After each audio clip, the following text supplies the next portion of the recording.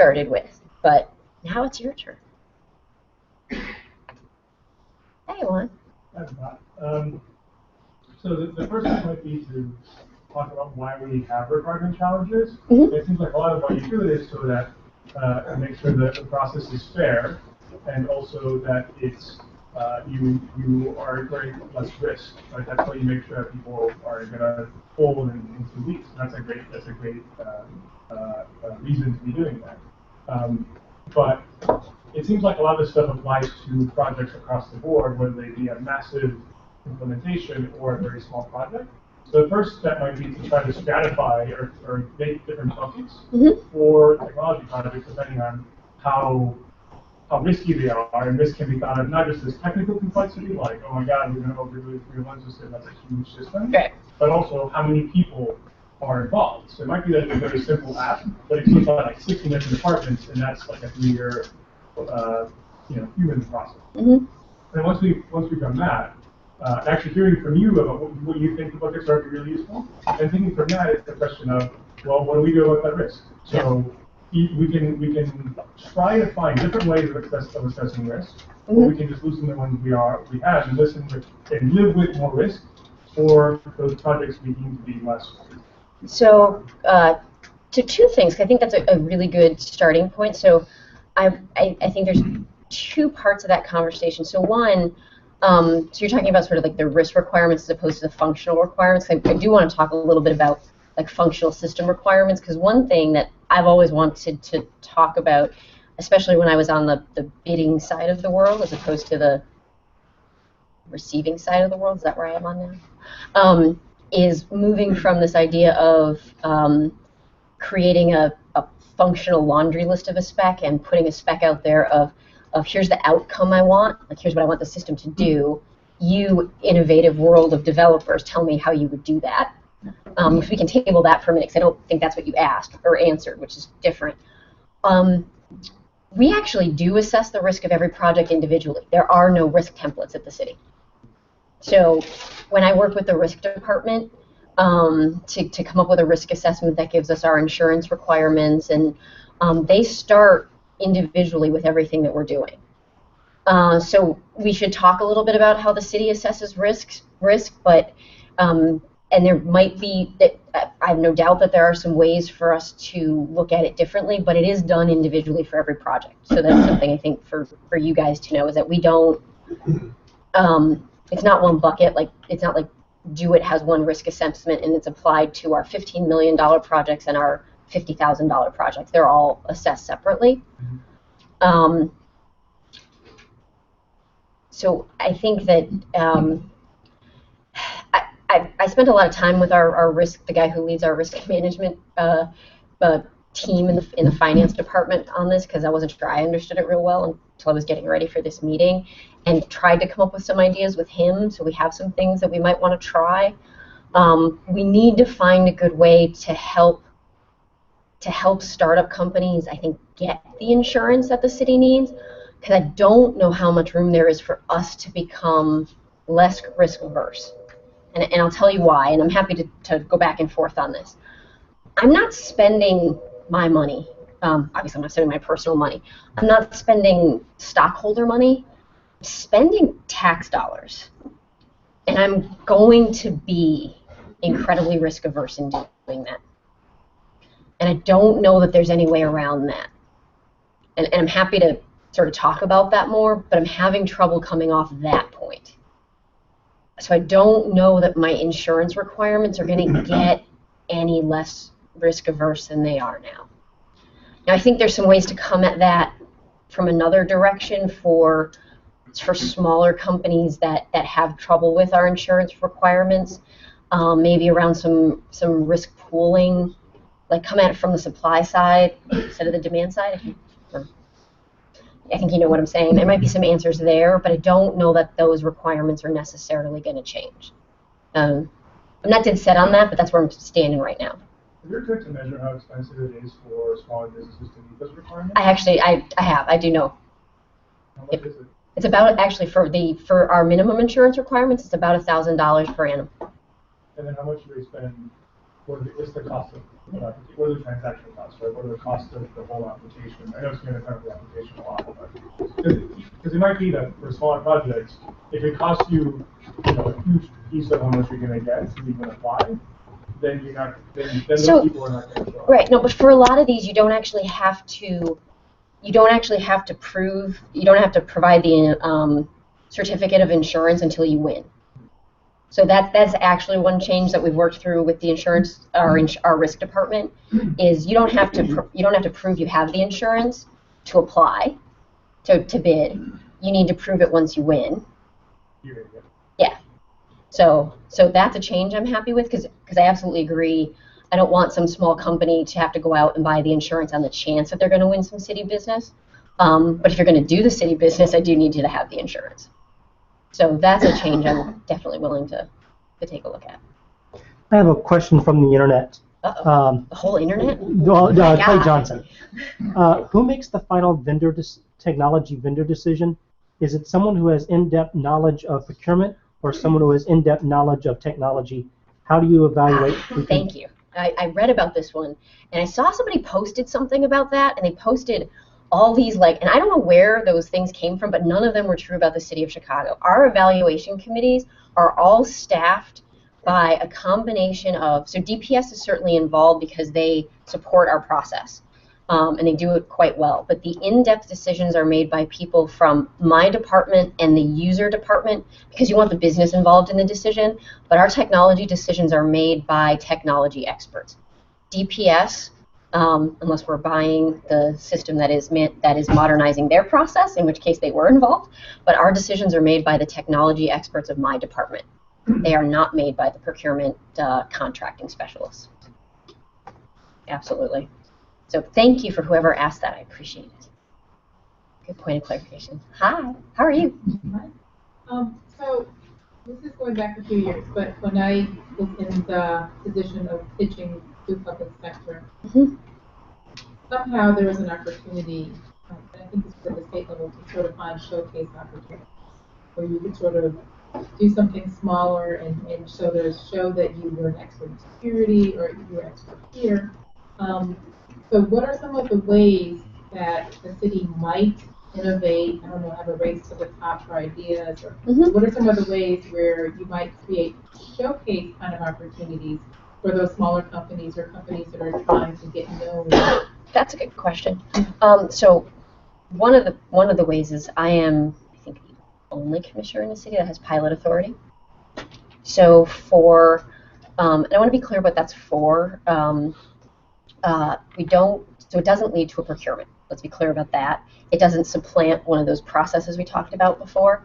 What it does create is a way for either companies with an innovative technology or researchers that need an urban lab, or big companies with an innovative technology, let's be clear, that need access to a city like Chicago to come to the city and say, I need to put this into play in the real world. I need to show my stuff so I can then go to many cities, not just Chicago, and say, I've put this into the real world and it works. Here's the proof.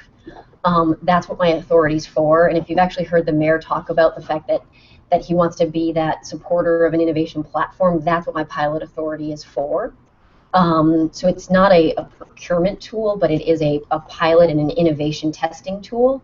And that's one of my primary responsibilities. That's what that's there for. Can you talk about some examples of things that pass through that? Oh, gosh, yeah. So I can't talk, well, I try not to talk about the ongoing ones because I don't know if the partners in that want to talk about their results yet. And the past ones, since I just started in June, are a little bit, I'm trying to think about the past ones. I'm looking at you to see if there's any that are coming to. Okay, yeah, that's a good one. So there's, and this one did eventually lead to a procurement. So we recently closed a contract with a company called Palantir. It is an analytics platform. So any J.R.R. Tolkien fans? I'm in a room full of nerds. I know I am. Somebody's got to know what a Palantir is. See, you know what a Palantir is then? Okay. It is the best use of a literary reference in software I've ever seen. So they build this software that brings together relational data in pretty amazing ways, both city data and external data, so we can answer questions. We did through my pilot authority. It was actually through the previous CIO, and then I finished it. We did a pilot with them in one city department, where they were able to showcase their skills to integrate data, external and internal data, quickly through an incredibly easy user interface, so that the user did not have to be a technically savvy person to answer questions critical to the business users in that department. We then went on to execute a procurement process with them that was separate from the pilot, and close that contract. And now we're rolling it out citywide. So They went through the. they were a reference contract. Okay. Like at that point, we knew we wanted them, and they had done public procurements at the federal level in New York, et cetera. So that was the easiest path for us. So sometimes I see contracts. Actually, past few ones I'm thinking about are actually not city contracts, but they're city clerk contracts, which I know they work with. Actually, all IT comes through my department now. Okay, great. Well, this is Yeah. very relevant. I often see these. Thinking about the legislative information services contract Yep. and the AMU contract. Mhm. And there's actually many components of these contracts which could be unbundled Mhm. and bid out as separate projects. Yep. There's a big chunk of that, which is like this big, complicated system for the clerk office to manage their own process. Right. There's really relatively few vendors who can do that one component, but there are many vendors who could have done some of these other components of this large RFP. Would you mind speaking a little bit about why? What is it?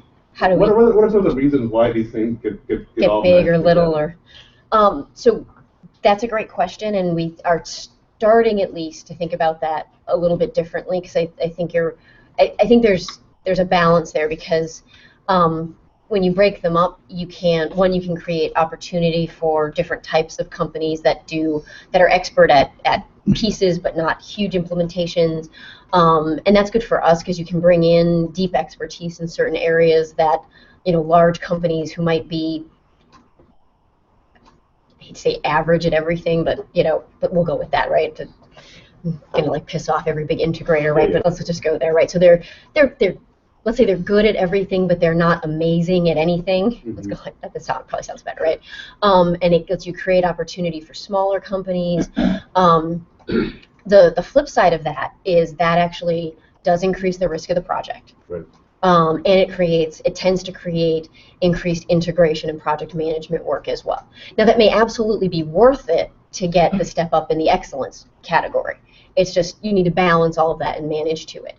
Now in the past, I don't know if that's how the city thought about things, and I didn't work on those contracts. So now we think about that when we shape every project, and for some projects, going smaller makes sense. And we did that actually for the procurement system modernization project. And I'm saying that just so we don't confuse it with this thing we're talking about. So instead of doing one huge project, we are breaking that one up into 3. And it probably isn't as small as some people might like, but instead of doing one giant system implementation project that everything was lumped into, the BPR is split out, the system implementation is split out, and the org change sort of stakeholder management and training piece, the sort of softer skills, is split out. And that created some opportunities for other people that would have either, might have been subs, but that's not always a great opportunity either. Flip side of that, right, 311 modernization, one project. Right. Risk was too high, honestly. Right, it's our biggest constituent-facing system. The risk was just too high to break it out. But I'm definitely open to doing more and more of that, and we're trying to think about ways to do that more. Just to follow up on that, it seems like that kind of goes in hand with their larger strategy of really bringing in some incredible expertise into the city, and moving the moment of integration for some projects from outside to inside, at least having some capacity. Oh, like inside to my staff? Yeah. Yeah, absolutely. So that seems like that's that seems to me like the shift to more modular designs and greater expertise. I think is as that. I think that it seems like the opportunity there have been there for scoping things more narrowly, so they go. Yeah. Well, and I think too is and obviously the challenge every company faces to hire strong development staff. It makes that hard, but that's our goal. And as I'm able to hire and develop that staff in-house, one, we can do some of those smaller projects ourselves, right. But also it will make the integration of those smaller projects easier. And if I have the ability, frankly, to do the QA myself with a high degree of certainty, that risk comes down too, so I can break up more. Yeah. That because right now I have some of that ability now, and it increases year in year, and that'll bring the risk down. And it's all about controlling the risk. Absolutely. Go with yours. Another question from the internet. What evidence is there that the risk aversion strategies you are currently using are actually mitigating risk? That's a good question. I'm avoiding cracking a joke about any of the, I won't. Never good to crack a risk joke. You're just asking. We have actually, thus far, we employ sort of several risk mitigation strategies. Many of the traditional ones that any sort of IT portfolio manager, if you go talk to any large IT manager, which is what I am, like, to be honest about, right? I have a huge portfolio, I have an aged portfolio, and we're trying to modernize at the same time we're trying to maintain, kind of in a nutshell what we're doing.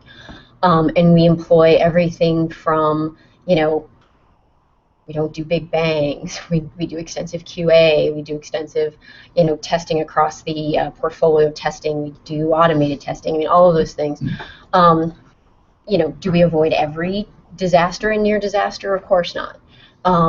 Do we avoid many of them? I think so, because, the goal is always to stay out of the paper when you're in government. So, mostly.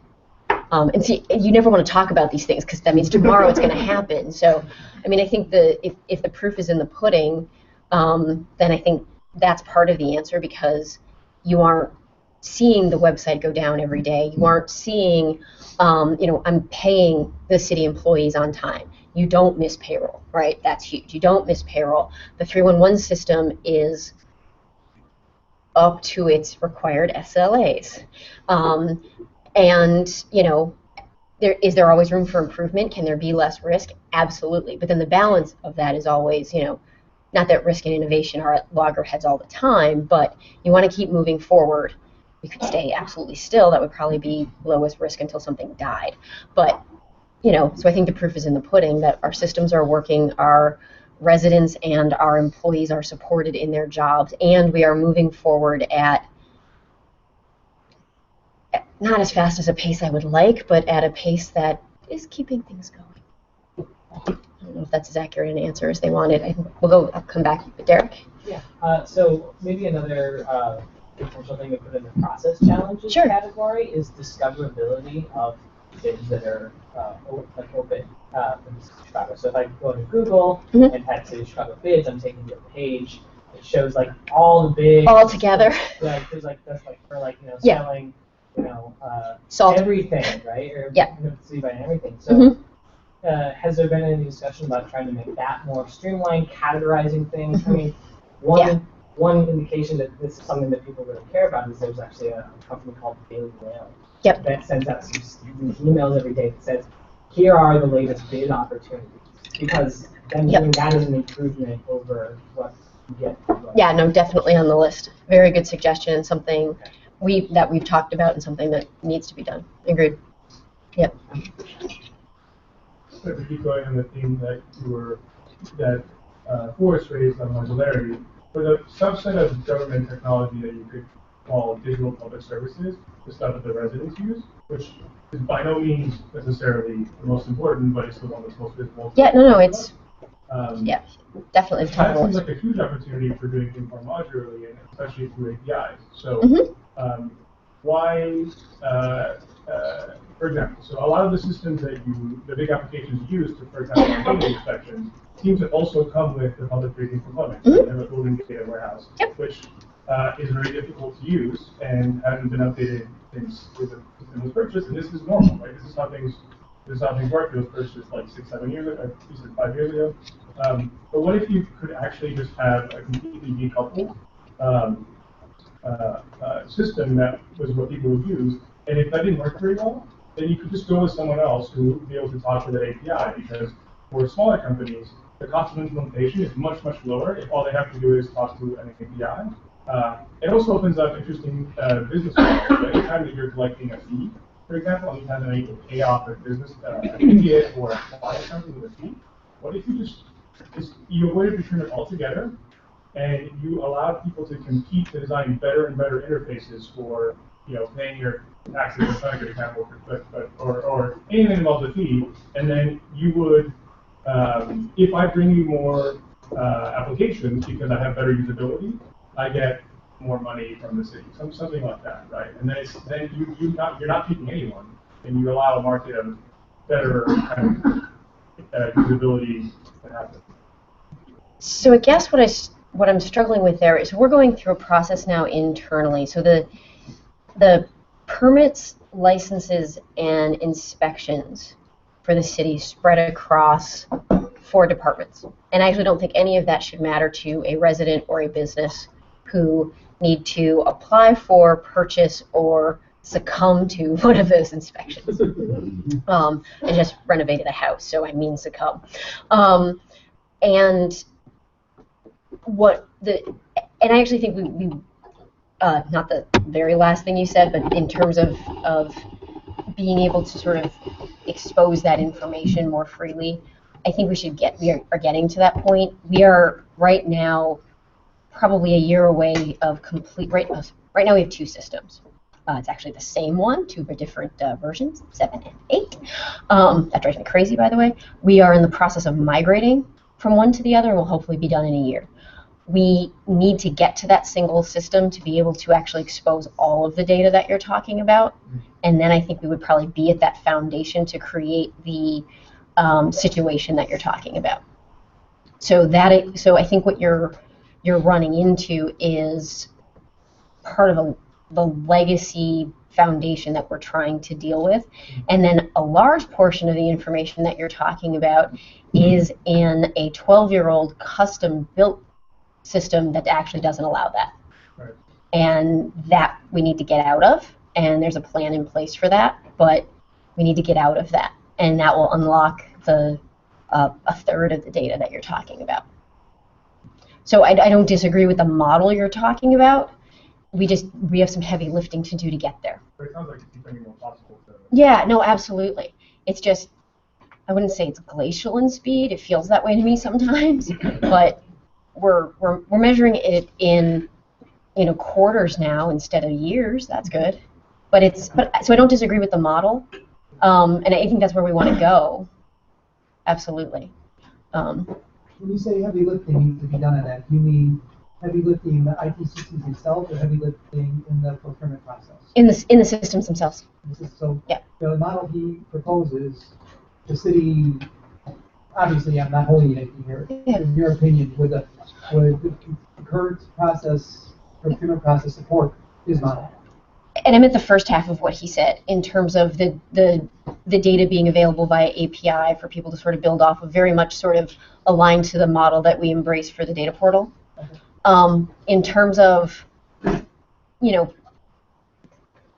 people building web interfaces and, the city sort of picking and choosing off of them,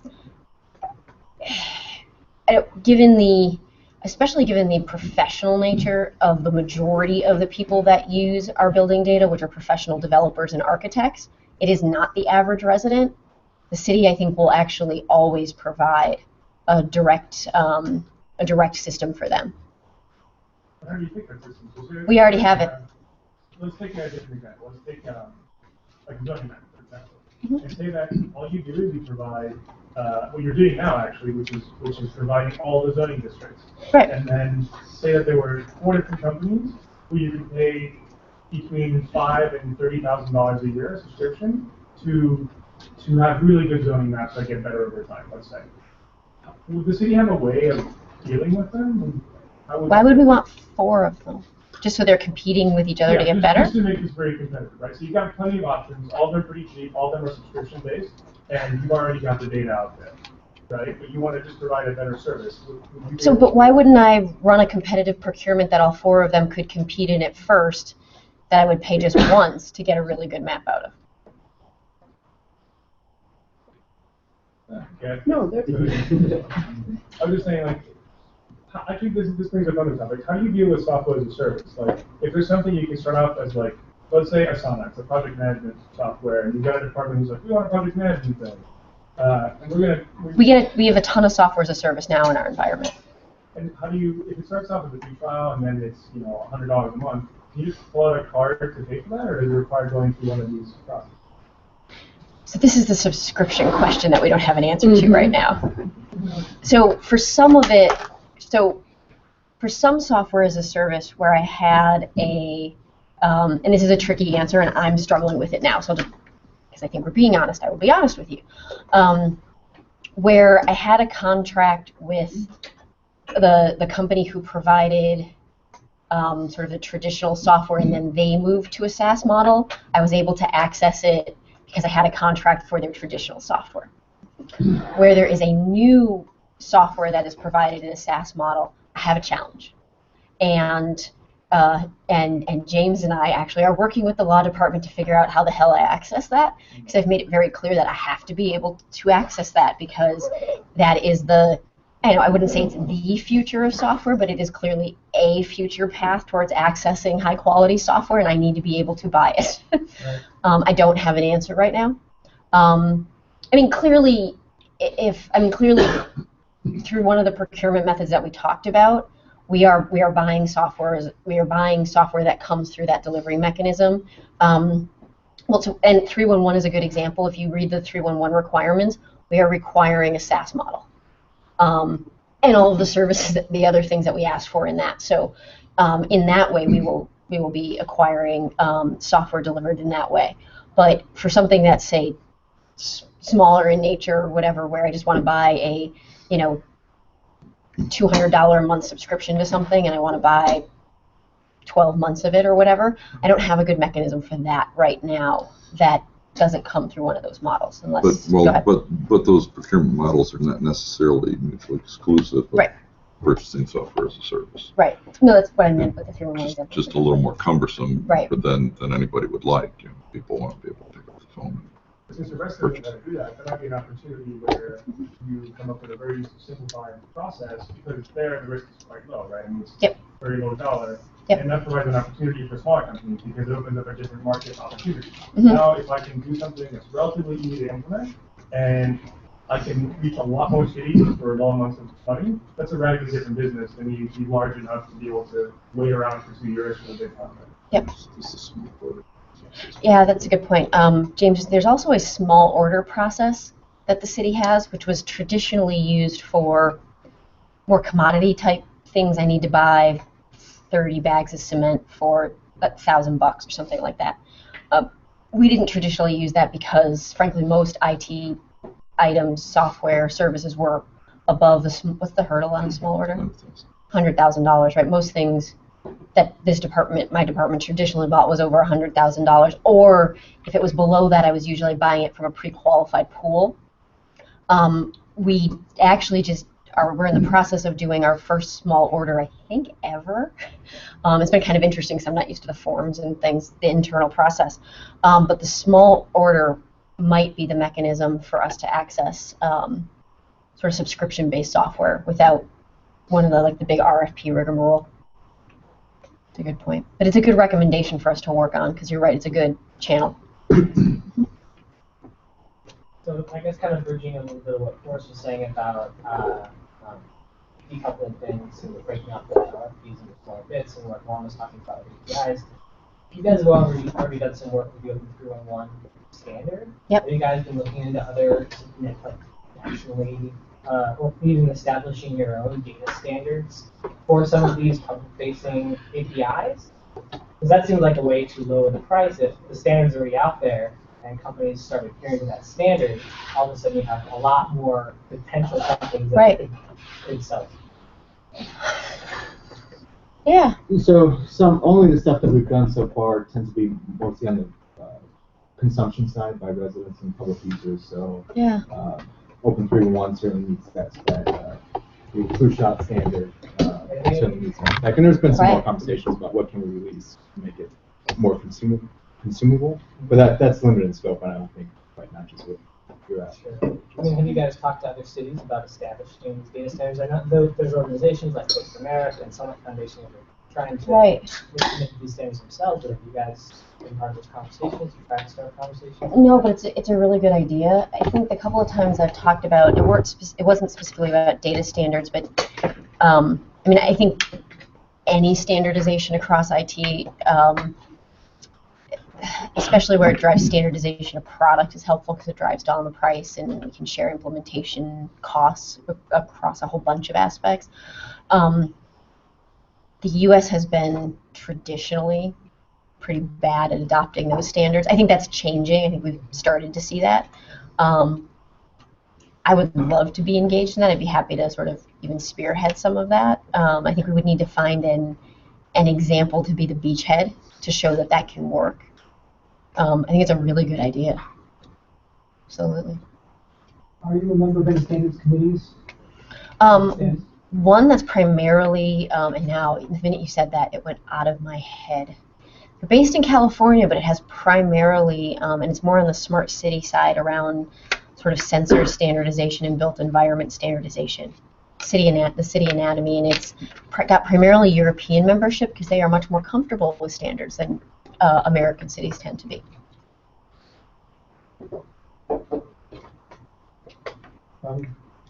I work at a large university, and what we've seen with our enterprise systems that we've purchased in the past, as things change, the enterprise system stays here, and we put on a whole lot of customization. Yeah, familiar with that problem. Comes up with the contract. You're looking at something that is a mess. Mm-hmm. And I'm wondering how you balance that, like with the modularity and things, like the next time the contract comes up, how do you think about that? Because we struggle with that. Yeah. For our existing giant enterprise systems, it's tough. Like I won't suggest I have a really good answer. We're trying to find innovative ways to chip away at those customizations. The one that concerns me the most is our financial system. I mean, it's 10 years old. It is. I believe it. Wow, that's really good. That's great. It is customized deeply, if that's the right way to talk about it. Like I'm surprised it's licensable. It's so customized. But we are looking for ways to sort of back out some of those customizations when we layer and upgrade. We look for ways to sort of eliminate some of the workarounds that drove to those customizations. There are days where I really wish we, would think about sort of a re-implementation, but that's just not affordable most of the time. But mostly we focus on where we're doing other enterprise systems, right? Doing better, learning from that. The procurement project is a great example of where we're not repeating past mistakes. The 311 project will be another one, so that we can, even with big enterprise implementations, because the city will do big enterprise implementations. We are a big organization. We need systems like that. But keeping our desire to have incrementalness as well in mind as we build other big systems, because we will have big systems as well, but we can include the value of incremental parts to them. And so I think we can learn from that. I don't know exactly how we will get our existing systems to the same point as our new systems. We work on that. I don't have any silver bullets for you on that one. If you have any, I would love to know. And the things that we've tried have been the chip away process. Yeah, we're doing the same thing. Take one chart that complete you can encompass. Right. And do that. Mm-hmm. You're right. There is no silver bullet. Yeah. I think in any large organization, either government, education, private, all has the same issue. Yep. We're all trying to figure it out. Yep. How do you address quality control and auditing the code when you actually have these contracts? How in depth is that process, and what kind of requirements are you looking at? So for like, for example, if you were to go through this process or do a SaaS purchase. So I think it varies. So for code audits for SaaS software or for, so for big enterprise apps, and this is so general answer. This is why we're so focused on creating in-house software engineering expertise. My biggest driver for that isn't so much being able to build our own modular apps quickly. While that's important, I'm more concerned about our ability to QA applications regardless of delivery method. And frankly, I'm not going to have a very good detailed answer for you because that's not my strong suit. What I can absolutely do is put you in touch with our director of application architecture, and he can have a detailed conversation with you. That's actually not my strength. But that's actually, I was much more concerned about that because frankly, for years, the city sort of abdicated that to our contractors. And you can't manage a contract that you can't QA, that you can't understand, that you don't have the expertise to understand. And that is why I mean, and I'm sitting here admitting I don't have that expertise, but I absolutely know that I have to have that expertise on my team, and we have hired the people to do that so that we can do that QA in-house. Whether we build or someone else builds or we buy, we need to be able to understand, and for two reasons. One, so we can integrate, and two, so we can QA. But I'm happy to put you in touch with the guy who's in charge of that team, if that would be helpful. When we talk about risk, you've been talking about how risk is really important. I absolutely agree. I like my tax dollars. And I like them when I like your tax dollars too. I really love giving away my tax dollars. I actually give them. But that's part of the issue. So how it sounds like your view of risk is a lot about stability, like is the thing going to stay out tomorrow, and also part about of it. Stability and security, which is another huge issue. Do you also, how much weight do you give to usability? So, huge. I was going to say it's not just stability. I want to be clear. Stability is huge, but usability matters. And I look at usability in a couple of ways, and I don't think the city's, I think, always been focused on usability from maybe a practicality standpoint, like does it answer the mail? Does it solve the business problem? We've probably not been as focused on usability from like a UX design perspective as we should have been. And there is actually in all of government, not just in Chicago, a change afoot around the focus of one, usability from a UX perspective, having people either on our staff or in our contracts, depending on how we're delivering it, or in our relationships, even if it's with the civic innovation, civic design community, around that usability design perspective. And it comes from a lot of perspectives. One, I want residents to enjoy interacting with the technology I'm providing. I also want to make sure that residents with special needs can interact with my technology, right? There's a whole perspective of what usability means, and I want to meet all of those.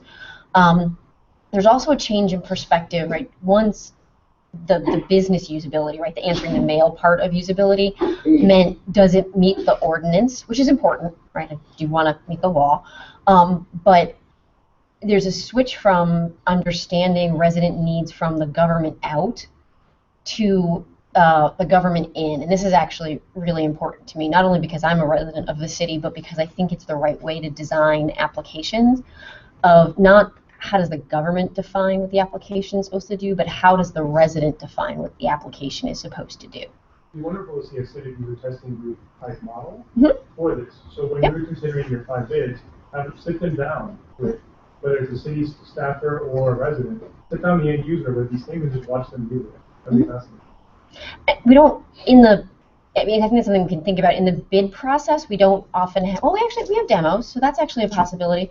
One of the places we're starting to look at using this, just so you know, is when we're building, especially the resident-facing applications like 311, et cetera, having resident involvement in the design of those applications as we're getting ready. I mean, before we roll them out, obviously it's not helpful after. But as we're doing the design of the application, having civic involvement in the design of those applications. That's a great way to lower risk, right? Because Yeah. it's an existing tool, then you should demand that you can use it and the residents can use it. Yep. And if it's not yet born, maybe part of what we can add to the procurement process is show me a sketch. Show me what the idea actually is, right? So functional specification is important, but show me what it's going to do. And that's going to tell you a lot about their ability to deliver, as well as if they've done it before. Yep. Yep. I'm happy with that. Yep. You mentioned about bringing on board a team of people who can do the QA process for an app, but with a risk-averse approach to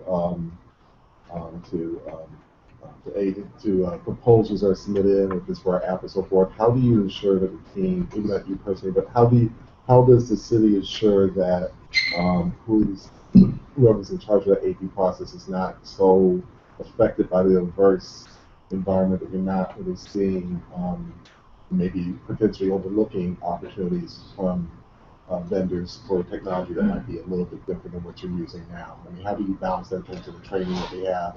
Yeah, I don't know if that's early to ask that or if it's something you've looked at. No, that's a really good question.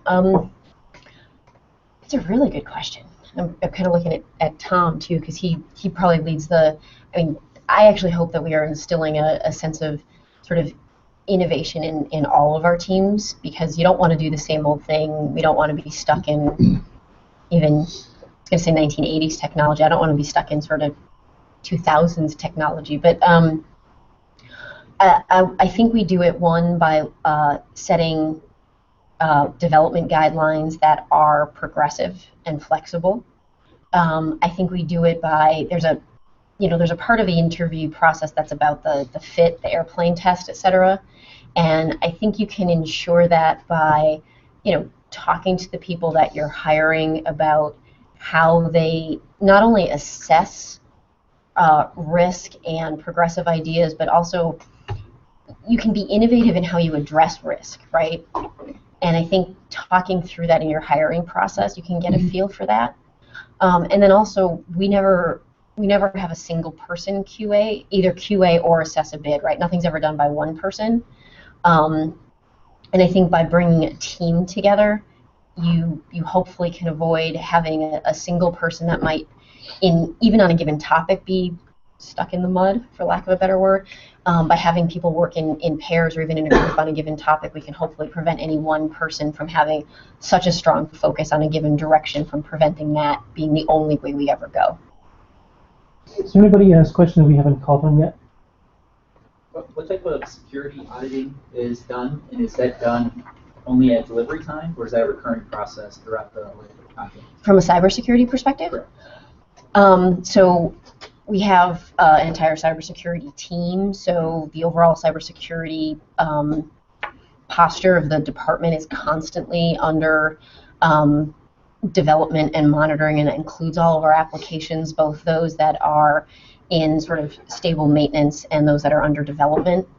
So that goes on constantly through the life of the contract, both from development of the contract. And we've done some really interesting work in the last 2 years as we've moved from sort of all of our systems being on-prem to buying systems and maintaining systems that are in the cloud. That's actually changed a lot about our thinking, both from a contracting and an actual application maintenance perspective, about the terms in our contract even that we need to have in place from a cybersecurity perspective. And then that team is responsible for the actual monitoring of the applications as well. So it starts with day one of how the contract is put in place, and the monitoring goes on through the entire development process, deployment into our environment if it's an on-prem application, and monitoring of it for the life of the application. Does that answer your question? So the insurance requirements in these kinds of first requirements, I mean, they're a barrier to very, very young companies, but they're really a few $1,000s a year. But what really is a major barrier for smaller, but stable companies is the amount of work that is required to respond in detail to these very detailed. The laundry list. The laundry list. Yeah. I mean, that. You should try writing the laundry list. Well, but you get paid to do that, right? Sure. But I mean, it's just when you're a small company, your time is that kind of opportunity. It's a big opportunity cost. Is just it's prohibitive. So I mean, is there? So it seems like you have some. Yeah, no. So this is something. So, and this is an idea, I guess, that I started noodling around before I came to the city, because I used to respond to the bids then.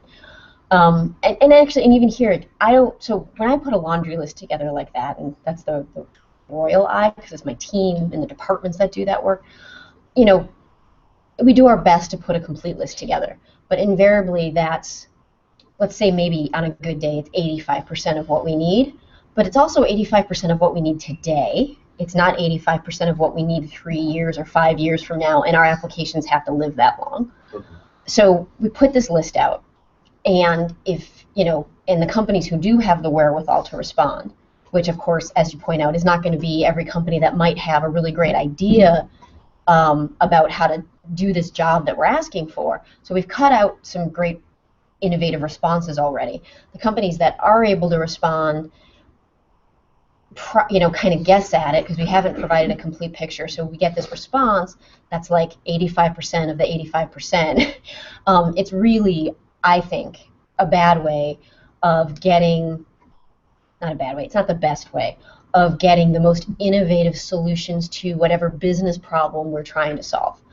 I would love to talk about a process where I write a much higher level of spec that says, let's take 311 for example, just since we all kind of are familiar with what that is, right? Because we use it and there's been a lot of work around it.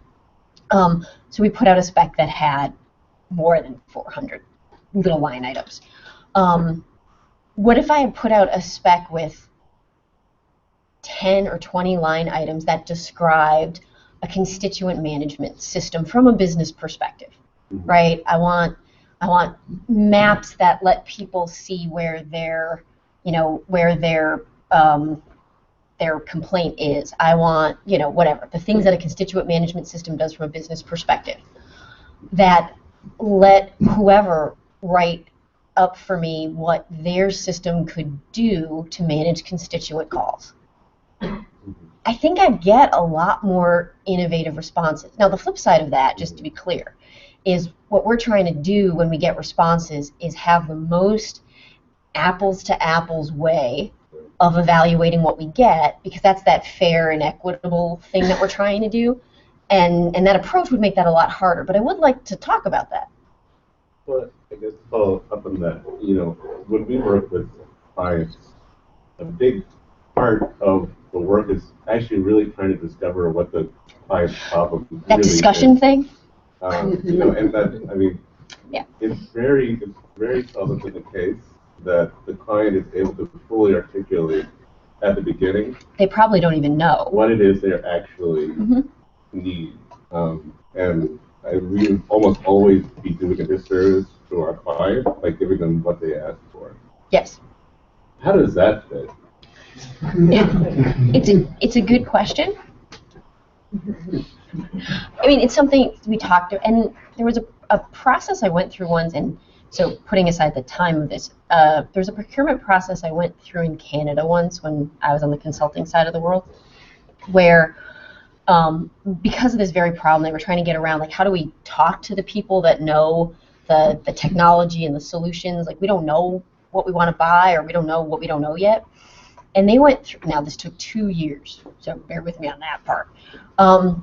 They went through this very consultative process where they talked to, they probably talked to 15 companies in the first round, and everybody got to talk to them for like 2 hours. Because you have to do everything, with everyone, right, because you want to keep things fair. They talked to 15 people the first time. And there was a qualification process going on, and they cut it down. The next time they talked to 5 or 2, whoever they talked to, and there was 3 hours the next time. So you got to have those consultative conversations where the companies who were the experts in the space and had the innovative ideas could actually talk to you, and the companies got to ask questions to explore the problems that were actually going on with the clients, and the clients got to actually learn about the technologies in the space, which informed the questions and the problems that they were having. So there was that give and take. Now, the downside of that is the time that it takes, but maybe that's a fair trade. And for really big initiatives like 311, that absolutely might be worth it. We do RFIs. Right, and there's RFIs for things like that, but there's not as much. We could do a consultative RFI like that, though, where we meet with everybody. Mm-hmm. I mean, I think we could talk about something like that. Stephen? Yeah, that's why I wanted to ask you. I don't really see many RFIs coming out. And when I'm talking about a sketch and user interface, of course, you've been talking about finding the right components. That gives you that dialogue. It's pretty lightweight. Yeah, a lot of those are concepts that we could capture in an RFI. I think what we have to figure out how to balance, and I think this is a really good piece of input for us to take away and sort of noodle through, is, RFIs are a really good tool of exploration for us together. It's a good way for us to ask questions and gather information, and we can talk via an RFI. I mean, it doesn't have to be we throw something over the fence, you throw something back. There's a time element to that sometimes we don't have, especially a lot of what's going on in my department right now is I've got systems that, and by expiring, I don't mean contractually, right? I'm worried about it's that stability issue. And so if I have a system I need to replace in 3 years, I got to get cracking. But that's not a good excuse for not buying the right thing either. So how do we balance a valuable conversation, so at the end of the day, I am partnering with the best partner for providing the best solution for the residents of Chicago in a timely manner, right? That's where we're trying to get. It would seem to me that a city like Chicago has a lot of the same problems internally and, interfacing with the residents as, a lot of other large cities in the U.S. and around the world. Have you thought about requiring, in your RFP process, something like an open source agreement, to where the technology that Chicago makes could potentially be re-implemented by other cities, and you could foster a marketplace around implementing that software? So we absolutely require that and focus on that in the areas we work on around analytics. The stuff we build in the analytics space is open source for that very reason. In areas like 311, we can't require that because everything available in the marketplace is licensed. So we would have nothing to buy. I think we can require that when in other areas. I think that's definitely something worth thinking about. There's going to be places, though, where that requirement will mean there's nothing for us to buy in some areas. But it's something I'd certainly like to foster. I think we would just have to be smart about it. And in the procurement process, does any city reference any other cities' procurements? Not that I know of. That seems to me that would be something that would suggest this is going in the right direction, because, as a saying, a lot of cities have the same problems. I would think the 311 system, the constituent management system, there should be overlap between cities. Well, so the 311 space, like the ERP space, maybe not quite as extensively, has become pretty. There's a couple of dominant software partners. So, and less so, but a slightly larger number of dominant implementation partners. And I think most cities have similar referenceability like we do. I think that's true. I don't know. I mean, I've never done a scan of what other cities can and can't do. Let me ask you this, do you draw input from any other cities? Yes.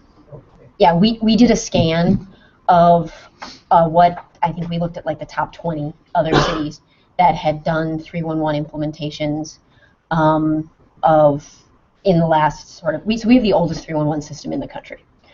So we have a pretty long history or time period to pull from of people who have implemented since we implemented our current system. And we looked at sort of all of the recent, like, I don't know, the implementations in the last 5 years or something like that. And all of them have implemented one of 3 or 4 software packages, 3, I think. So there's like 3 players in the marketplace. They've all been implemented by 4 or 5 of the same companies. There's not a huge amount of variability in that space. I personally wouldn't have referenced one of those because that would be tantamount to us picking that given software as opposed to pushing those software companies to compete for our business and defining a Chicago-specific solution based on what we need. So there's no industry-accepted solution to the constituency. Not a like sort of standard. Yeah, there's no dominant player. No. So, and this is a question for me, not the internet. Thanks for clarifying. So I've on the government side with an agency that shall not be named. They procured a software system that actually made my job as a field rep harder and took longer to complete tasks. That's a successful project right there. What options does this, if that happened at the city side, what option does the city side have to say, okay, look, you aren't delivering on what you said you deliver on, either we want our money back or you need to fix this? So contractually, we have options around non-performance, et cetera, that are always spelled out in the contract, and we are a pretty tight shop when it comes to managing our contracts if our contractors are not delivering on what they said. The flip side of that, and I will tell you this is something I work equally as hard at, is technology is a tool to meet business ends, and you need to be as committed to using the technology properly as you are to holding your vendors accountable. So I am as committed to making sure we properly leverage the technology as I am to making sure the vendors doing what they said they would in the contract, because there are, not necessarily in Chicago, but in my experience, there are just as many cases where the vendor did everything right and we didn't use the technology to its full capabilities. And as the CIO, that's my fault, not the vendor's fault. So I'm equally harsh on both sort of owners of a successful implementation, and the owners of that are mine and the vendor. So I manage both harshly. On the requirement side, is there an opportunity to involve the user more on defining the requirements? And what about splitting out some of the requirements definitions, like especially for the department users? The departments are always actively involved in defining the requirements. And in fact, I actually am opposed to doing a project without them. And even the end user? And do you, so for example, one of the... Who do you mean by end user? Like a resident? Like maybe or? the front, you mean like the very customer-facing person who is engaging. The front line. Yeah, they are. In the desk doing the real. They are involved. And then one of the challenges that I faced a while back in working in the public sector was that oftentimes the business leads don't have the strategy laid out to help you define the requirements. Yeah. So what about doing strategic RFPs alone so that they can get everything lined up so that you're not trying to develop their strategy as you develop the requirements? Yeah, no, you have called out a really big problem, which I appreciate.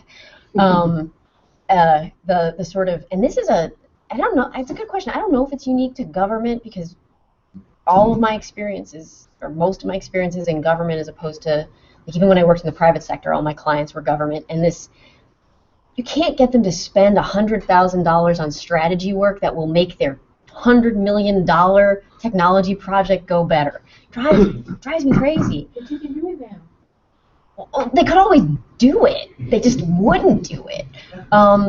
So frankly, a lot of what we do now is we will build in the strategy work, and the strategy work might go from setting the strategy to doing the BPR, but all that upfront business thinking, we try to build that in, because this is, it's critical, right? Because you need to know what business you want to have before you build the technology, whatever it is, up underneath it to support it. And to whoever asked the question, right, having the buy-in of the business from the commissioner down to the frontline worker is critical.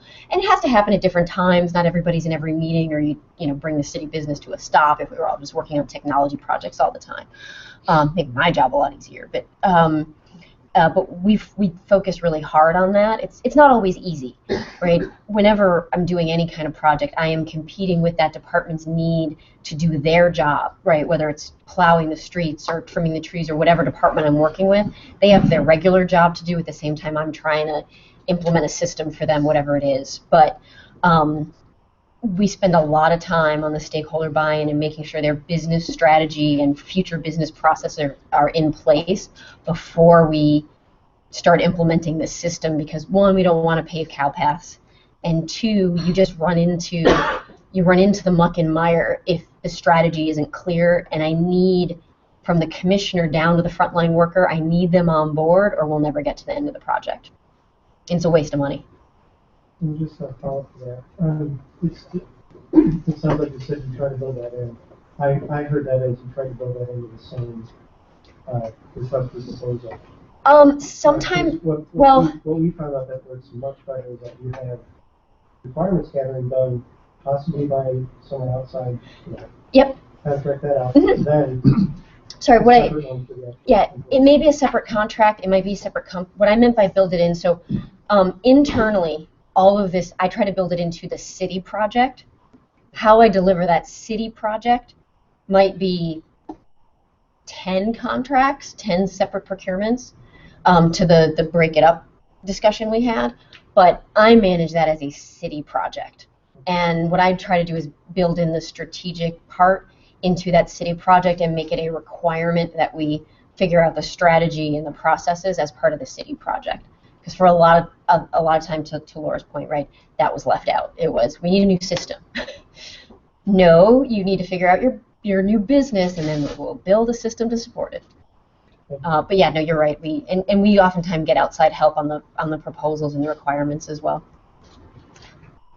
Why not sort of get rid of those functional specifications and even the requirements, and ask a group, or rather ask people to solve a problem rather than asking people to address how you're proposing to solve that problem, the what and the how? Yeah, no, I agree, and I think that's part of what I was trying to get at, is like, I know I need a constituent management system that it has to do a couple things, and I've got these problems. That's, I think, what I'm getting at.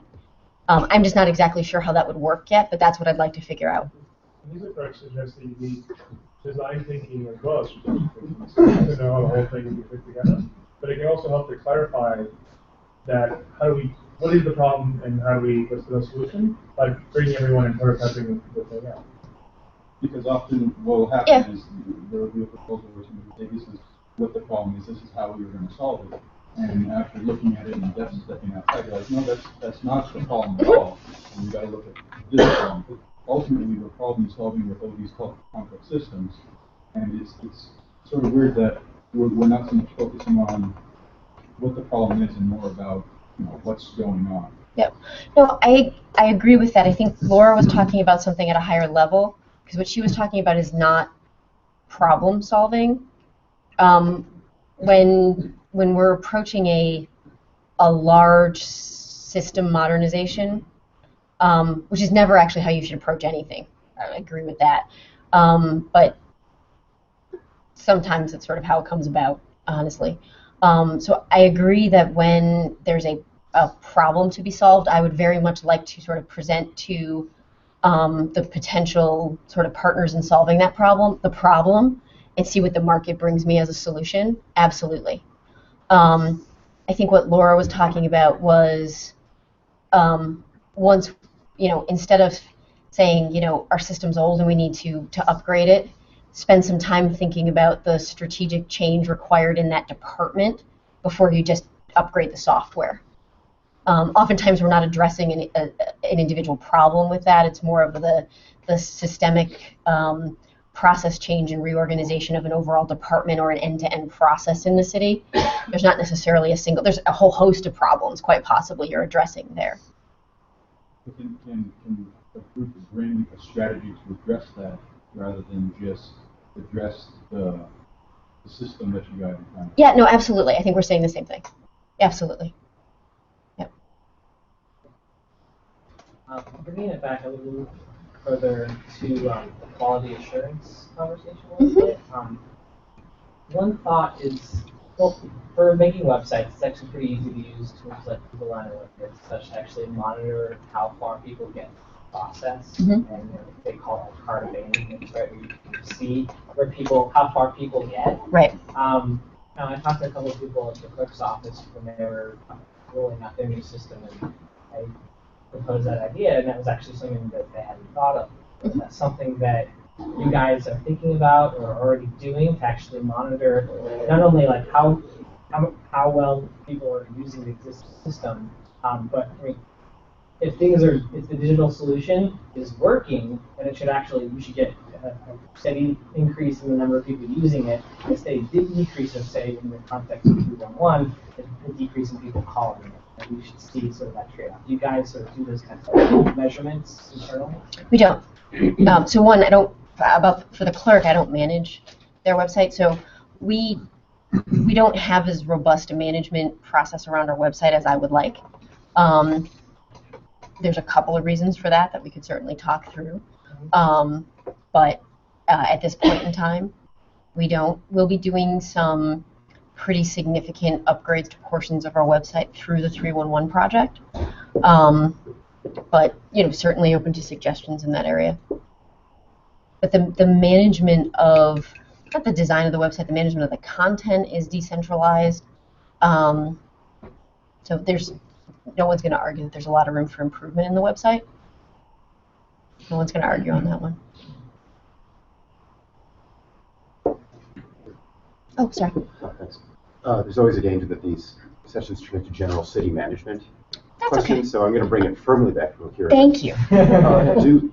Does the city or do different city departments have sole source thresholds, and are they published or deliberately not published, and under what circumstances can they be used? So one, all IT procurement comes through my department, mainly because that was a way for us to get some control over sort of standards, et cetera. I was tired of trying to get systems to stop buying window-based systems that I then had trouble supporting, things like that. We do run some Windows-based systems. I'm not saying we don't, but we're trying to get some consistency across our architecture. There are no sole source thresholds. Actually, I don't think we have any purchasing threshold. I mean, there's purchasing thresholds across some of the processes, but it's not like if something's under $10,000, I can just buy it. Everything follows one of those defined processes, and it's not by department either. And they're all published online. Yeah. Now, we do, across some things like hardware and software, we have some defined catalogs. So if a department knows that, I don't know, they need to buy new mice, those are in there, et cetera, things like that. Now, they still get approved, et cetera. There's some of it's automated within thresholds, things like that. Just like, most companies have a catalog of office supplies, and nobody's actually manually approving if they're buying the right kind of pen. So really small stuff is automated that way. But other than that kind of basic stuff, most of it's coming through my shop. And do you think that's good? I'm not actually sure whether having sole source thresholds would help or not, but do you have an opinion about that? For now, because we're going through a transition of trying to consolidate the management of IT because it is in some ways so dispersed, for now I think it's good. I'd like to, there's a lot of overhead there. I'd like to lighten up on that eventually, but for now I think it's necessary. So it seems like there if you were trying to open this up to many more small vendors to do smaller projects, it seems like you could think about two main strategies. The first would be to make it kind of much easier to join a pre-qualified pool, or you can really retool the RFP process to really lighten that up. Are you thinking about what are you thinking about? I mean, I'm actually open to both of those. Yeah, I'm open to both of. One, I actually think we should consider both, not either or, because you use RFPs in one circumstance, and that's actually usually for, honestly, for larger projects that result in a specific contract for a set scope of work. We use the pre-qualified pools generally for smaller pieces of work that are for less than a year in duration, for things that kind of need a quick turnaround, et cetera. So they serve different purposes in my department. So I think actually we should consider adjusting both to make them more accessible. I think we should consider both. And one thing I might ask, I mean, what aspects of the RFP process prevent, it's really just, are the biggest barriers for you? I mean, it's sort of like time for a small business to have to, it's hundreds of hours to fully respond to. I mean, to most of the RFP that are coming out, they're so large, and it's not even just a matter of technically passing the tool, but you also you're dealing quite scary, so you have to you're definitely not going to let that go through without having your lawyer go through that, and that's like a substantial cost for a small business. I mean, it's just like it's just tens of thousands of dollars of opportunity costs and lawyer fees to respond to these RFPs, which is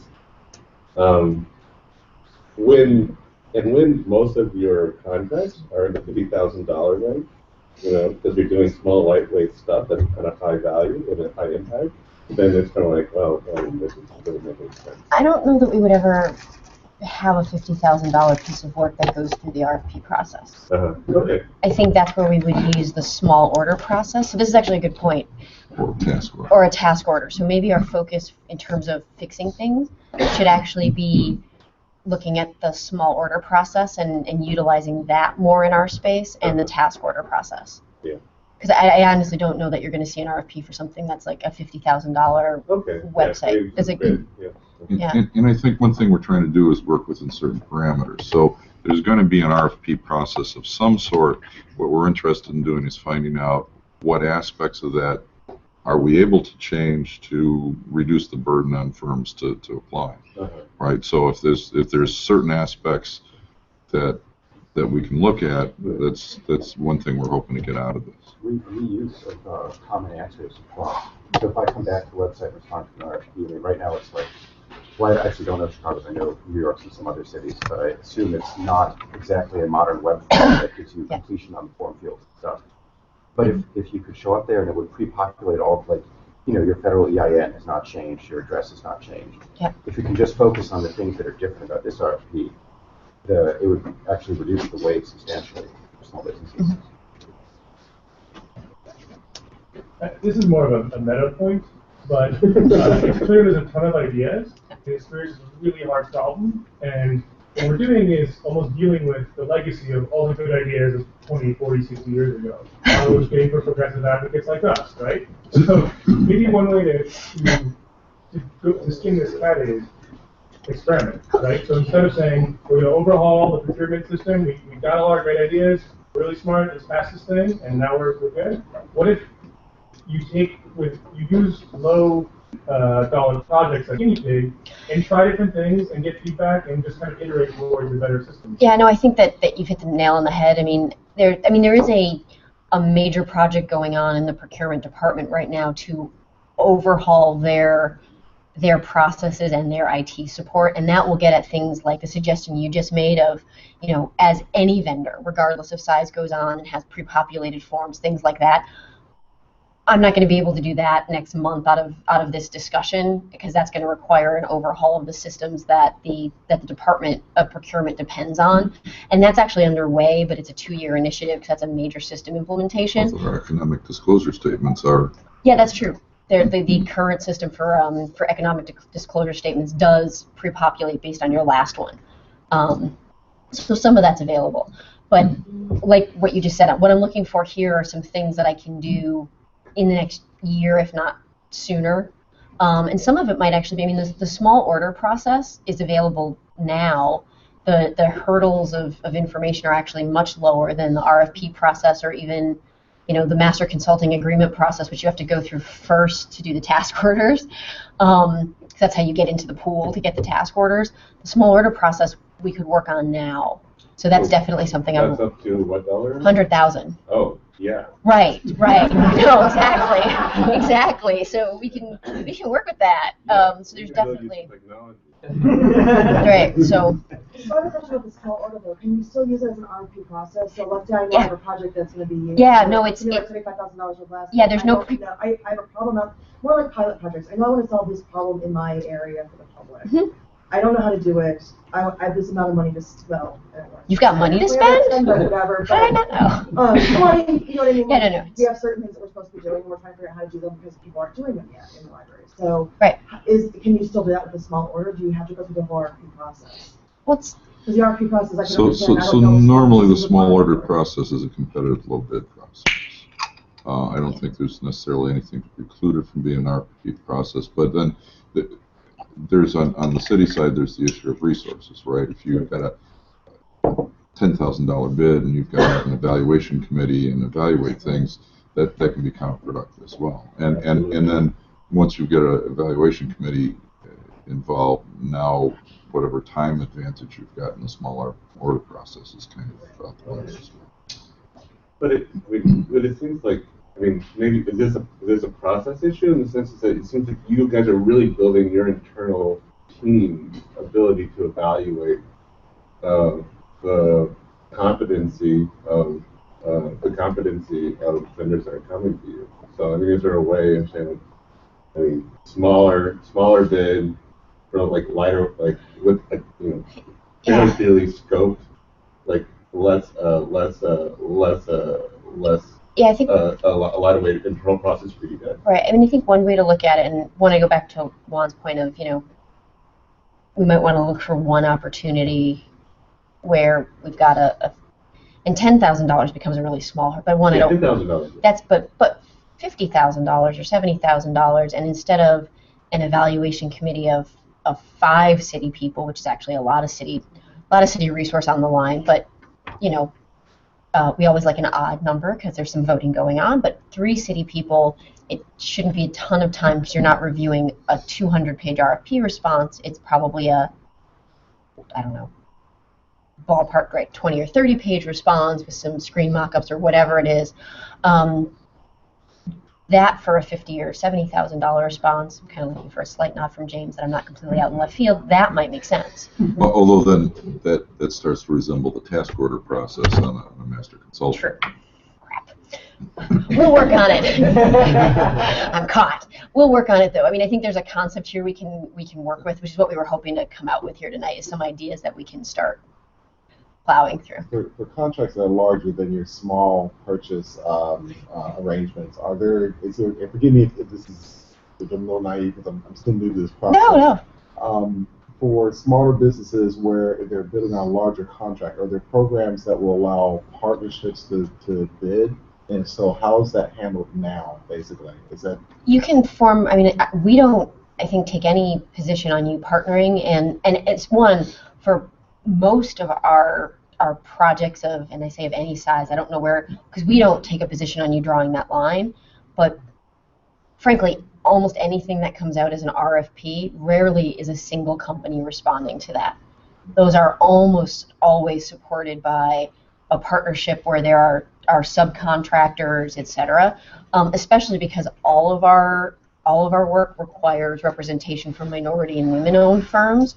And sometimes they are the prime contractor, sometimes they are a subcontractor, but rarely is something through the RFP process responded to by one company, and that's also true for things in our master consulting agreements. Oftentimes, those are not one company.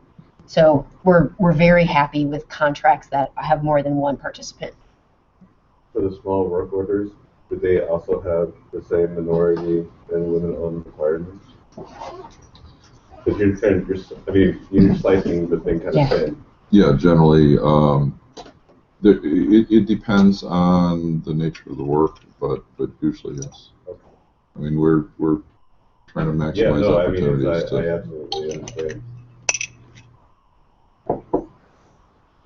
Having said that, any constitutional set-aside program does have provisions for waivers. So, to the extent you go through the I wonder hoops if there'd be a way to kind of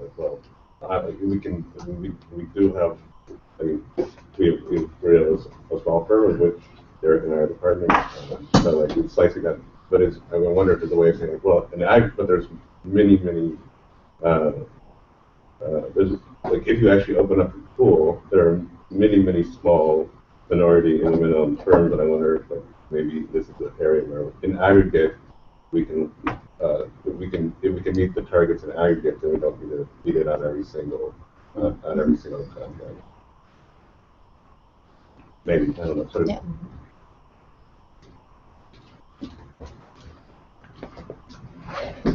Brad? Are you planning to reissue the RFQ for technology consultants anytime soon? Oh, the MCA? Target market and non-target market? Non-target market is under, target market is under development.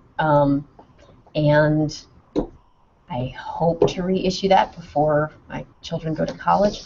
No, it's under review. It's been a process. I hope to reissue that before, within the next 2 months. Non-target market, we're just reestablishing, so I don't expect to reissue that anytime soon because we're just putting that pool in place. Though that being said, there are ways to work through that. Are they going to have all the same categories? Are things going to change there? Yeah, because the categories were established like 5-ish years ago. Technology has changed, and the services that we need have changed. So you'll see, and actually when the bulletin went out around the target market categories, you would have seen advanced analytics have been added and BI because we weren't doing much of that 5 years ago, and we are now. Security has been added as a category because we need services in that space. And you'll see requirement changes in areas like software and application architecture, project management, strategy consulting. So there's some significant changes in the target market categories. One last question on the tour process. Yeah, 3. Geez, what? I'm trying to monopolize here. Right now, the way the tour process works is you have to submit the references. You submit a form to your reference to fill out. You have to fill it out and submit it. And with many projects going out in some of the same categories, sometimes use the same references over and over. Is there any way that can be streamlined so that we're only reuse the reference instead of having to hound our references over and over and over? Yeah. That is a good suggestion. So yeah, we should take that under advisement because having been a reference, yeah, that seems like a good recommendation. We will take that one back because Just now, we were just talking about the master consulting agreements. Oh, that's going to take about 2 months for the target market one? Yeah, it's in review, and we're hoping to get it out in the next month or 2.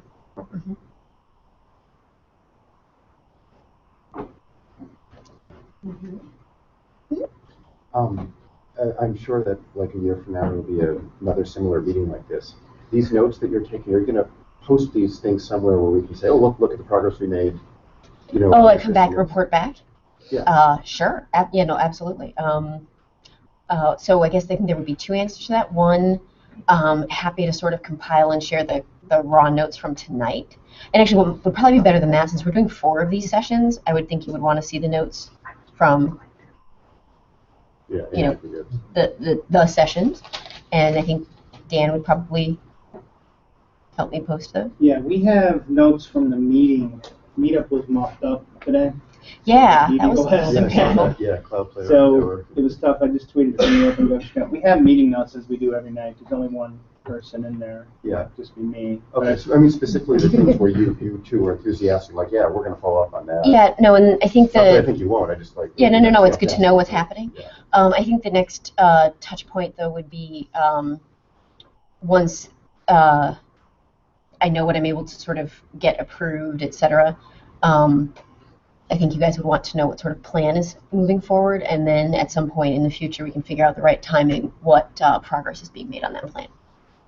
So absolutely. This is obviously mostly not a technological problem, but I do have a possible technological helper, which would be a way of actually having more transparency. So imagine if I could very easily see everything that's being bid on, who's looking to bid on it, and all the question and answers would be publicly online.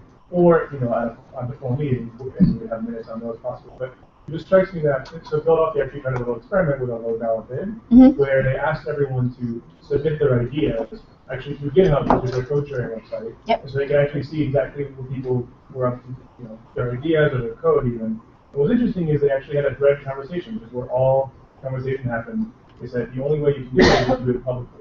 So one, that makes the most work for you to ask redundant questions. Two, it creates a perception that everything's on the table and you can do it for everything. A great idea, yeah. No, especially if we're able to figure out how to use the small order process for something. So, can you shoot me a link to what Philly was doing? Yeah, totally. Well, could you put it in the document there, Juan? Did you see the link to it? Or is there like an iPad or a Google Doc? Yeah, as usual, there's always a Google Doc for every meetup we have, and I'll edit it. Okay, awesome. So and anybody who asked a question, I was trying, and then I had to split. Anybody who had a question, especially that needs follow-up, if you could put it in there, I think it might be a good format for making sure that we get, that we don't lose the thread. And just on your comment, for our procurements, right? So when vendors are involved in procurement and they ask questions, those questions are posted along with the answers in addenda, and those are available online. So you can go online, you can see who's taken out bids, who's attended the pre-bid conferences. Typically, the RFP documents and the addenda are also available online, and so what we try to do is all answers to questions are as public as we can make them.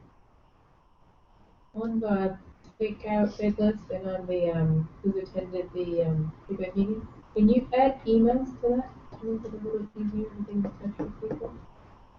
We have that. We certainly have that sometimes. We can look into that. Yeah. I know we have it sometimes. So, I mean, I just went to a pre-bid conference, pulled it up, and it was all phone numbers, which was wonderful. We can only add what people give us. So, but they give out all the business if cards. they give business cards, it should be. In the pre-bid conference, it depends on what the sign-in sheet says. Yeah. But at this particular one, there was a sign-in sheet, and most people just handed in business cards, and all of their business cards, I'm sure, had email. And then we did a cryptic list that just has addresses and phone numbers, and even website, and all of that's on the business card. So it's just you could broaden what we issue.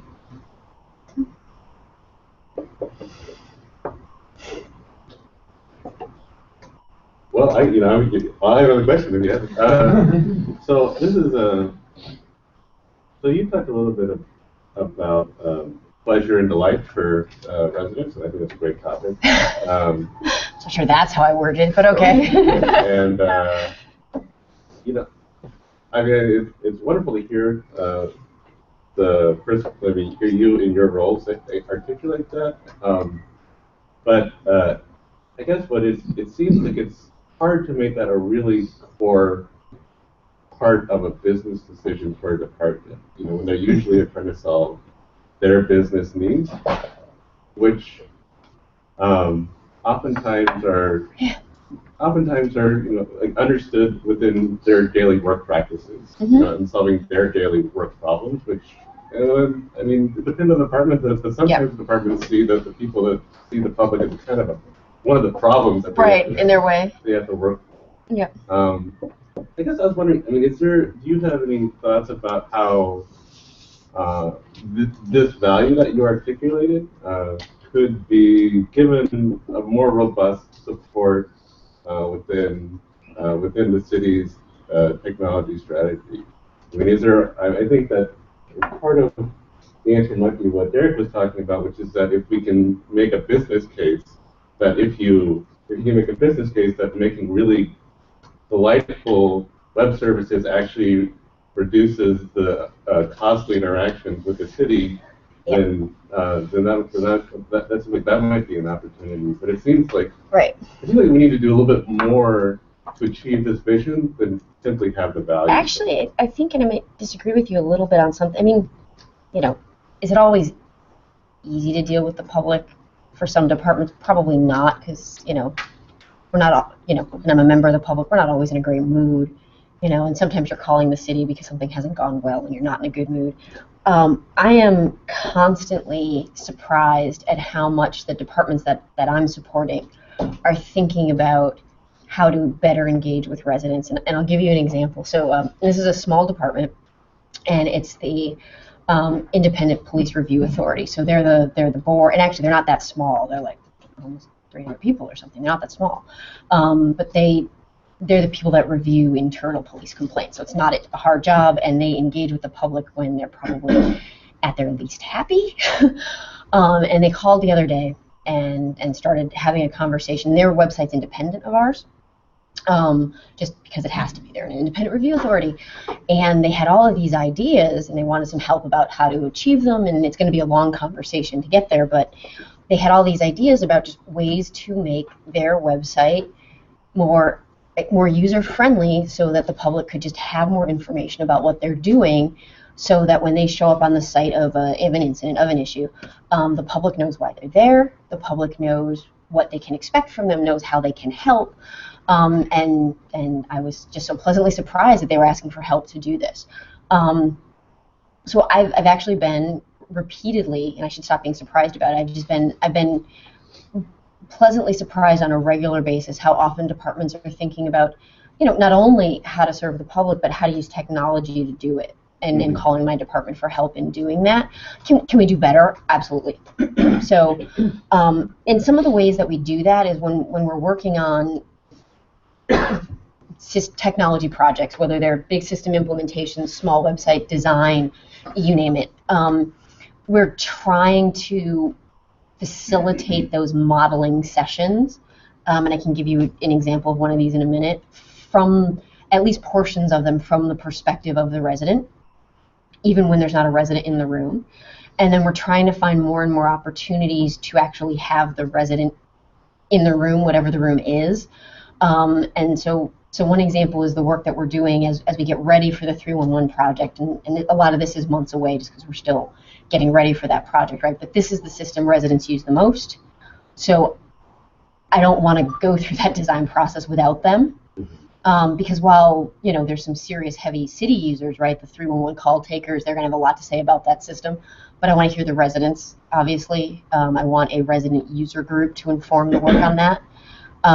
So I think bringing the residents inside on these discussions as much as possible is one way to do that. And we're open to suggestions of other ways that either things that you guys have seen that have been successful, or other just ideas that you might have of ways to do it.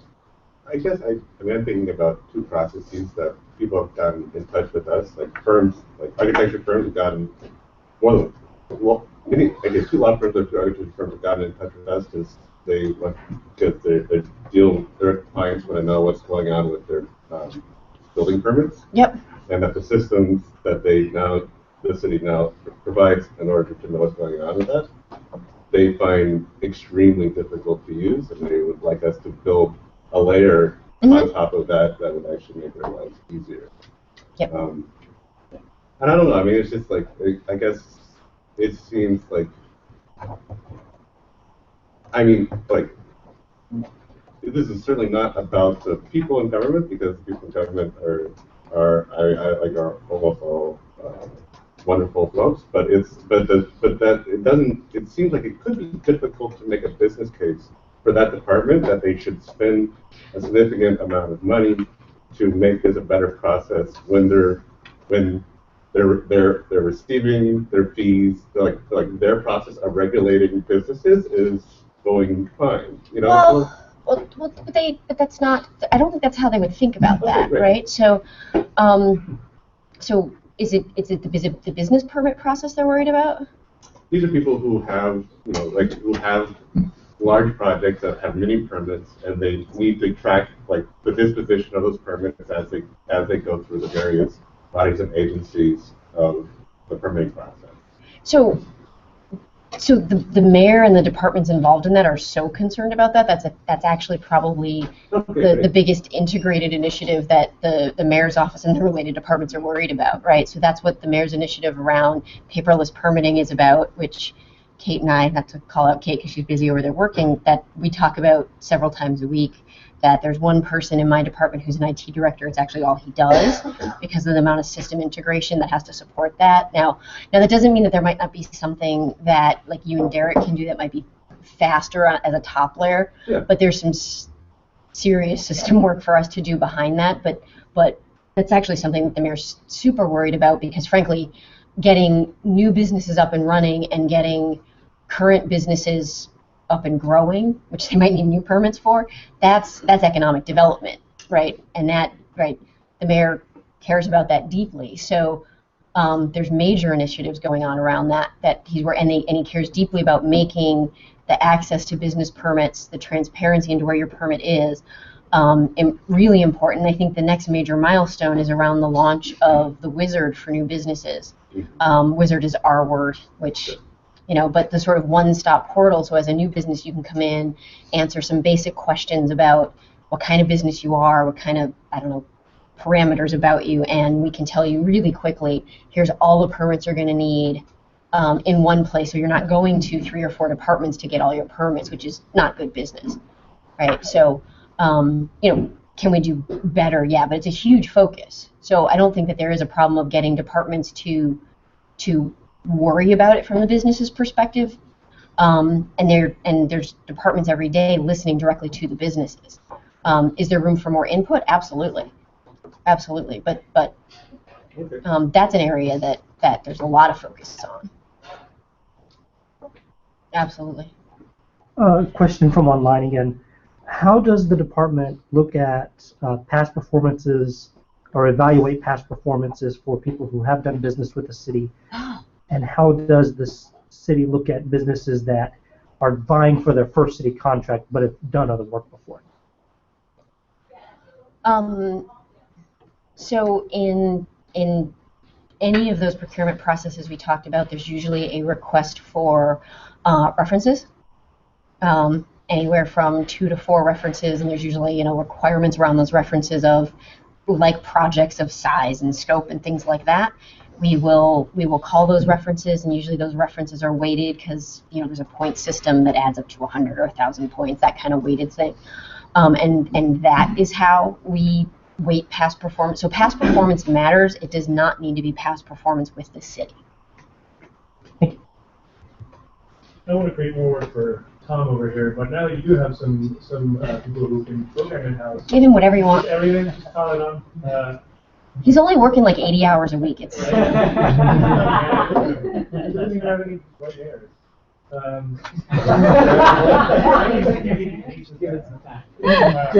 But is there almost? He would be an interesting thing to do. Where did Hugh go?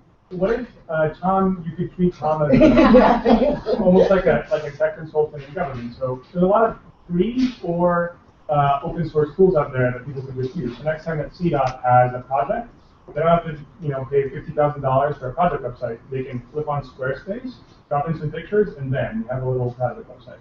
Or there's a tool out of Oakland called Record Track, which is basically like FOIA in a box. So you turn it on, there's no installation, and it would take them about an hour to deploy it. And then your entire department, the training is the hard part because you can have people can submit FOIA requests, you have threaded conversations that are public, and you upload your FOIA documents to Scrib, so just a free service, and there you go. You've massively improved the interface to FOIA, and all it would take is about an hour to deploy. Tom? So an hour to deploy it, how long to maintain it, and who's selling it to the law department that we're going to put all our FOIA requests in? Yeah, no, the law department would be the... Yeah, the law department. No, definitely. Are you responding to that? Is that what you're? Go. As a former AFSCME member, I'm going to point out that an hour of my time is not always readily available, particularly in agencies that have had budgets cut. So I know it's only an hour, but it's an hour. That was all.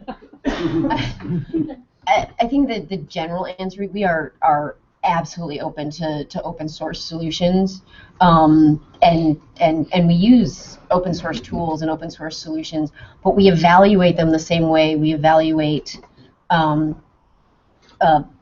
like proprietary solutions, and that's around total cost of ownership. So it may only take an hour to deploy it, but then I also have to maintain it if it's something that they continue to use. So I will evaluate that solution the same way I would evaluate one that I have to pay for, and I know what Tom costs. And it might and it's going to be the hour to deploy it and the training time and the hour to however much to maintain it. And open source solutions might be the cheapest option sometimes and not other times, depending on where we're using it and what's already in place. So we're definitely open to it. And what I love about suggestions like that is we're not always, just because of bandwidth, we're not always the most aware of what's out there.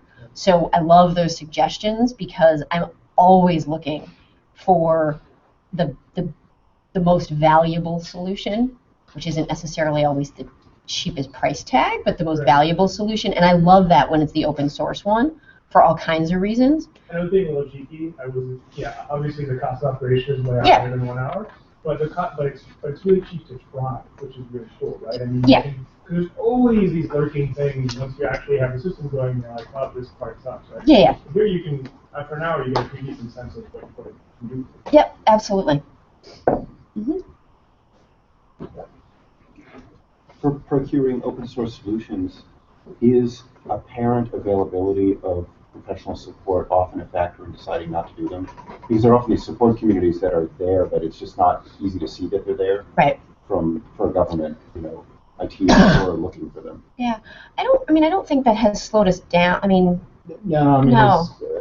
Really, where the open source communities start to develop, there's often professional services behind almost every single open source project. And many open source projects are PhD thesis these days, right? And it's rolled into a support services company, but the software remains there. I haven't ran across many that, and we haven't gone through the procurement process many yet, but I haven't ran across anything yet that would scare me away because there's not enough professional. It sounds like Chicago's maybe a little ahead of the game because I've heard that from other municipal governments, but it's not a problem here. Not on technology as a whole. So I'm thinking larger technologies as opposed to make it this single piece of software which does a single function. But a lot of sense of technology was.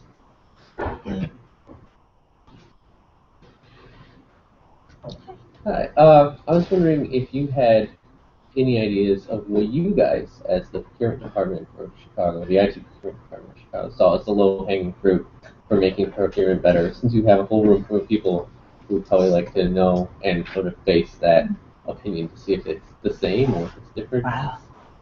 I don't know if I was ready to tip my hand yet, just because, just for a couple of reasons. One, I didn't want to sort of taint the well in terms of ideas. One thing we've been tossing around, I'm not going to give the solution out yet, partially because I don't want to put a solution out there that then gets shot down and then I feel like I've sort of not delivered on something. I'd like to come up with a sort of, maybe like some sort of group way to deal with some of the insurance issues for some of the smaller companies that want to get in the door. Find a way to lower the hurdle of some of the requirements in a way that I'm not worried on the risk side, but that the smaller companies can still come in the door and do the work. That's something I'd like to spend some time working on. I would encourage you to think about these reforms and as another potential upside, which is that you're increasing your surface area as a department to with a lot more smaller, smarter groups of people, some of whom you will be able to hire. I would love that if I could. I've got lots of openings in the next 6 months, actually. So. I mean, the thing is that you know that this is how people how you find good people, is that you work with. Yeah, no, that's a good point. Find them, and that, that's a I mean, as a potential upside, then I think is really worth Yeah, considering. that's a good point. I mean, particularly on the other side of it is it's not like, I mean, it's not very, we people on our side of things, I oftentimes don't know what it would be like. Oh, kind of lets you try us out. You let us. Ah, that's a good point. It's kind of jaded. That's true. I don't know if that's a good or a bad thing. It's like a trial date. I don't know if that's a good or a bad thing.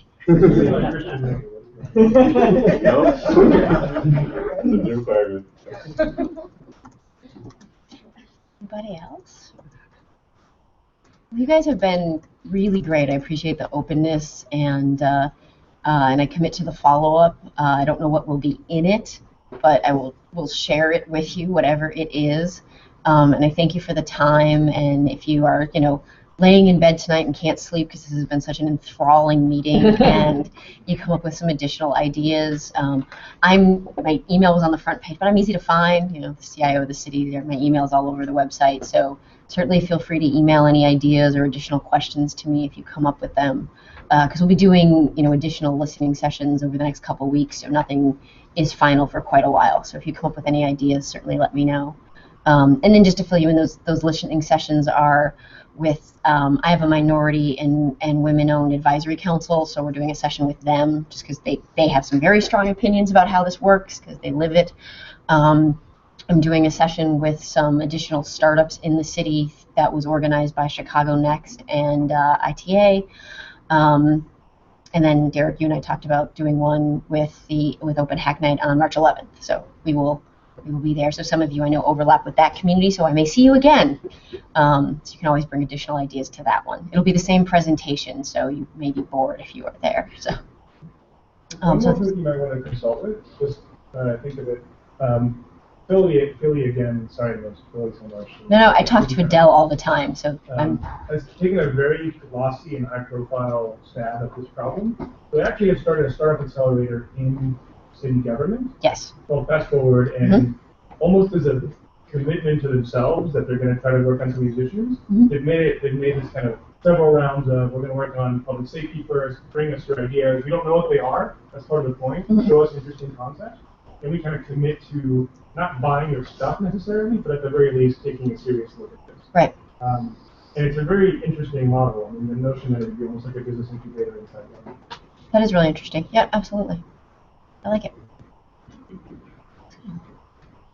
So not so much a question, more so a comment. I was actually invited by an alum from an organization that I work with called IT Stars, and I was really loving this conversation. So I'm a one-year technologist. I've discovered technology, and I'm really happy to hear what we're both teaching and learning with each internship. It's 4 months. The skills seem to be really highly sought out and needed in the technology market. So thank you. As I'm hearing, kind of conversation back and forth about like user testing, that's exactly what we're learning and what we're teaching in the internship.